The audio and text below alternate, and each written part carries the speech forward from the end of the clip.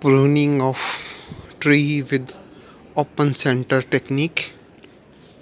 So this one was the mulberry tree, was badly cut before, so now I prune it properly with open center technique. Hopefully it will recover.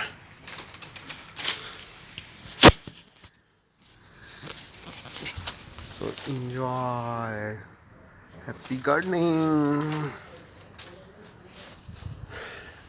Open center pruning technique.